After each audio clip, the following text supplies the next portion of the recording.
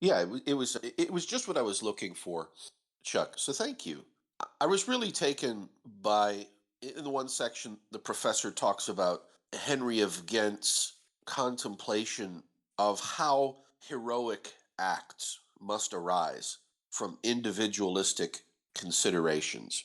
And I started to think to myself, my first thought was, Chuck, I know what a heroic act is. A heroic act is I'm walking down the street and with my family, and then a lion comes out of the comes out of nowhere and rushes towards my family, and I interpose myself between the lion and the family, and what will be que sera. That was what I was had in mind as a heroic act. But then I started thinking about the scriptures and how heroic acts in the scriptures, they can be these sort of large scale epic confrontational decisions. So we can think, for example, of Samson. We can think of King David as a young boy going out and facing Goliath. But I was struck over and over again how often the scriptures describe God as being interested in faithfulness in the small things.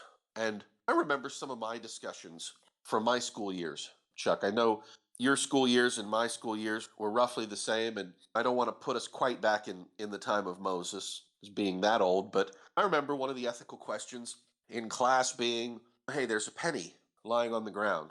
What do you do with it?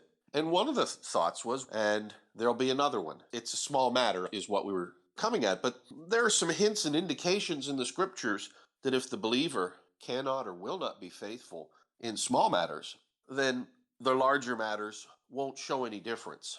And I was struck by that reading how our medieval thinkers here are trying to systematize some way of talking about it. And while I don't think they came up with a simple or easy model, I think they moved the ball forward. And I think it puts the Christian perspective in bright contrast with other perspectives. And I'll maybe just throw it back to you, Chuck. Maybe not a penny, but I was talking with somebody about a question over how bad or not bad it was to commit a certain sin. And would the person was an annihilationist, which means someone who believes in a form of conditional immortality, or put another way, the judgment of God in the afterlife is not an eternity of conscious, intense punishment, never ending punishment, but rather just goes on for a time and then ceases. And so I thought to myself, how do we measure and evaluate? So I have the tool of myself. The phenomenologist tells me I bring that tool to the ethics consideration. Now, how do I evaluate the eternal worth of the punishment against sin for, let's just say, eating a fruit from a forbidden tree? Let's pick something harmless and at the same point in time incredibly relevant to us as Christians. Harmless, maybe from our perspective, is where I'm trying to go with that. And I think the Christian perspective brings something very unique because most other perspectives and modern phenomenological perspectives tend to start with this idea that if it's evaluated as a small thing by us, then it wouldn't make sense for an eternity of punishment to be associated here. And yet the scriptures talk about the intense holiness of God. And so we're wrestling between these, and we really have to look for guidance. And I think the medieval thinkers are trying to wrestle with some of these concepts. Where would you try to guide somebody who's trying to just get a lay of the land here? How do we even start to evaluate these things in line with biblical ideals? It's interesting. I've seen a couple of conversations in that regard recently as well. Can you weigh the value of sins or the weight of sins more heavily in certain cases than in others, or are all sins alike? And I think one of the things that I found persuasive there is, and maybe that maybe I don't know how much this applies to what we're reading here, although I think it applies in that those who come from an entirely secular point of view come to certain conclusions in that regard, depending on where they fall on that communitarian versus individualistic continuum.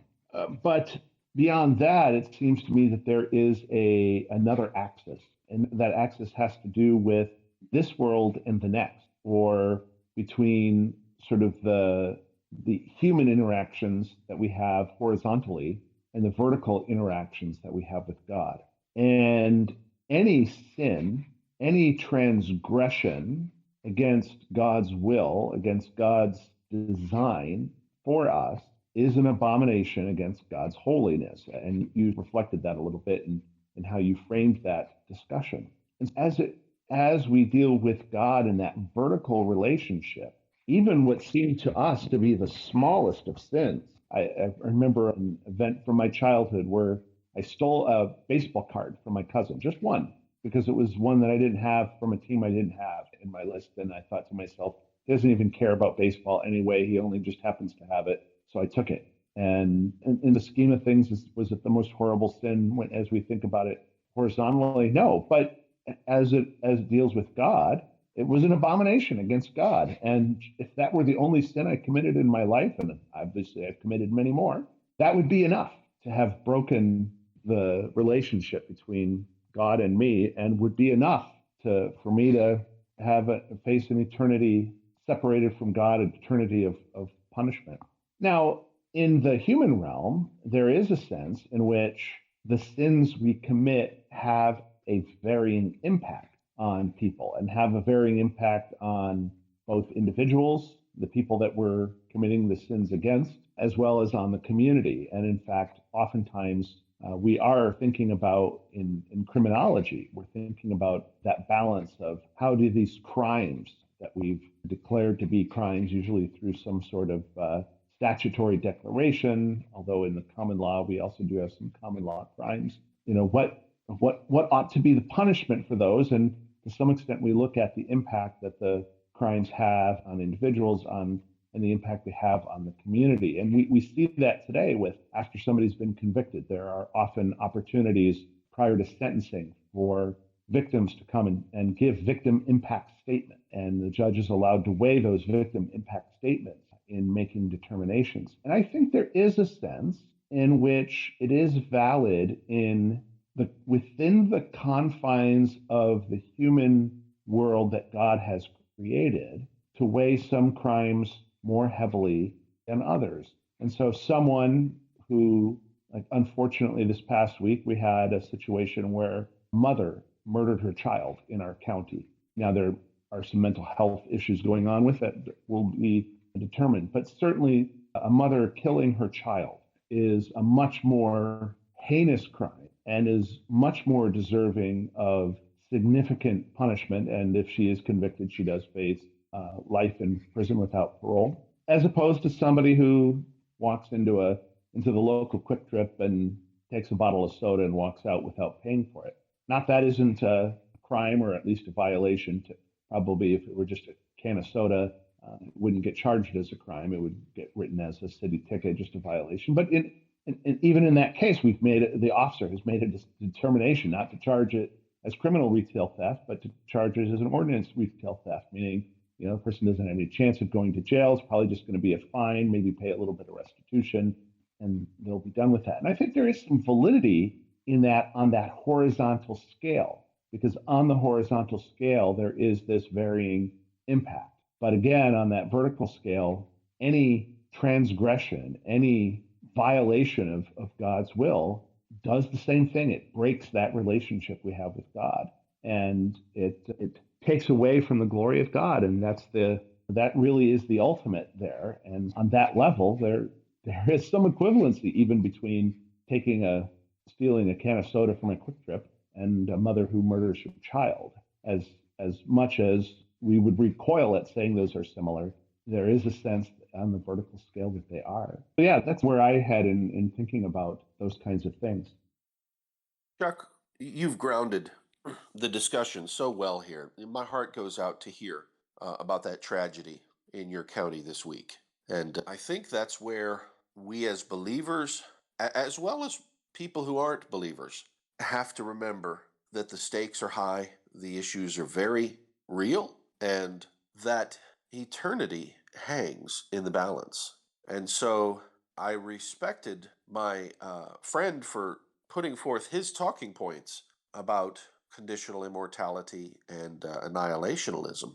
But I really suspect that there's something much more deep seated and visceral going on there, as there is perhaps in most areas. There's this thought that ethics is largely about convincing people about things that they would never choose to do and would not, in fact, do were they unrestrained or completely unfettered from moral commitments. And so for me, that makes ethics both an interesting study, but also down in the mud and dirty, because we're not just talking about the academic impact of the loss of a life. It's that young person whose life was ended is now permanently removed from this world. And all of eternity has, in some sense, pivoted around that action. And what a fearsome thing. It really draws me back to these ideas that the scriptures give about having a wholesome fear of the Lord before, as a given, before even starting ethical investigations. Now, and I don't mean to be jaded here, but there's a sort of another reason why I want to gently push back on my non believing friends and say that you need to start from a position of having this spiritual fear of the Lord. And that is, we have a history of humankind sort of making ethical decisions from maybe not the ivory tower, let's say, but from positions where the consequences seem academic. And so, for example, I'm thinking of the classic example in ethics. We have the famous case of the energy producer, the company Enron, that went out of business in the early 2000s, and there was scandal, and people were convicted of doing things wrong. And it came out at some point that at strategic points in the company's meetings, they were suspending their code of ethics so that they could work through items that were on the agenda, and then they were enabling the code of ethics after the meetings were over. And if anything, just in an academic sense, strikes me as open to peril. Talk about letting the fox be the gatekeeper for the henhouse. We have that example. And I don't mean to just pick on that situation. It could be lots of other situations like that. What's the famous phrase or saying that I know you and I grew up with? Absolute, or no, power corrupts and absolute power corrupts absolutely. Chuck, if you and I have to suspend our code of ethics in order to make some decisions, then isn't that a clue or an indication that maybe our academic analysis needs to be rethought or at least reevaluated? Yeah, absolutely. I've dealt with that sort of in perhaps not quite so stark terms, but even in my work as a lawyer, I've noted that there have been periods of time where my work, a lot of it is just explaining what does the law say, what are the fences the law puts up, what are the actions that we can take that are within those fences, and why certain actions might be outside of them, and often that kind of discussion is accepted. There have been other periods in my career where the question becomes not so much where are the fences and what are the decisions that we can make within those fences, but rather, can we find a loophole? Can we find a way to move the fence? Can we find a way to knock down the fence and build it in another place? It always strikes me, and people will tell me, isn't that your job as a lawyer to figure those things out? And I've always rebelled against it. I've generally said I think that part of my duty and part of the oath that I took to uphold the Constitution, to uphold the laws of the state, is that no, my job isn't to figure out how to move the fences. That's for a legislator to do, or maybe a member of the legislature may determine the fences are in the wrong place, and they may have a role in determining that. My role is to simply advise how we behave within the fences that have been placed there, and that we need to take actions in a proper and just way. And that's the way to do it within the constraints of the system that we've created, and within the constraints of a balance of power type of system where we have not only the balance of power between judicial, legislative, executive authority, but we also have a balance of power between local and state and federal authority as well. And so it's something that I've thought about.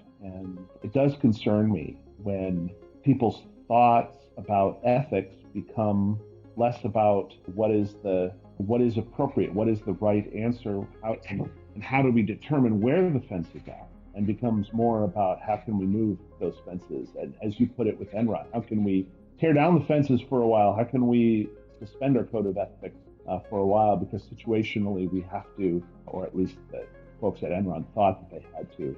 In the end, that decision, did not work out very well for them. The Houston Astros no longer play at Enron Field, for example. But I've got baseball in my mind since opening day this week. But yeah, I appreciate how you put that and how you're thinking about that, because that is something that I've had to think about as well. Yeah, I've got baseball on my mind too, my friend. I think we're at the end of this discussion session, and before we wrap it up here, I just wanted to take a quick vote here to suspend our code of ethics for the last few seconds of this show. What do you think? I'm going to vote no on that one, and I think so are you. Touche, my friend. Touche.